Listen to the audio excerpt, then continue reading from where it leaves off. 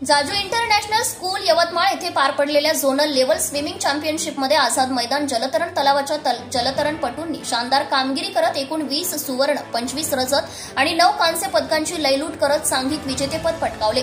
या कामगिरीमुळे त्यांनी चॅम्पियन ट्रॉफी आपल्या नावे केली आहे। या स्पर्धेचे आयोजन 13 जुलै 2025 रोजी करण्यात आले होते। विजेत्या खेळाडूंना पदक व ट्रॉफी प्रदान करण्यात आली। हा गौरव माननीय श्री प्रकाशजी जाजू यांच्या हस्ते करण्यात आला।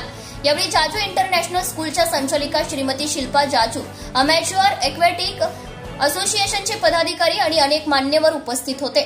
स्पर्धेत अपूर्व यश मिळवणाऱ्या जलतरणपटूंनी यशाचं श्रेय त्यांच्या युवा प्रशिक्षक कुणाल बी चव्हाण आणि यश बी तुमसर यांना दिले। तसेच जिल्हा क्रीडा अधिकारी घनश्याम राठोड यांनी सर्व जलतरणपटूंना त्यांच्या कामगिरीबद्दल अभिनंदन करून पुढील वाटचालीसाठी शुभेच्छा दिल्या।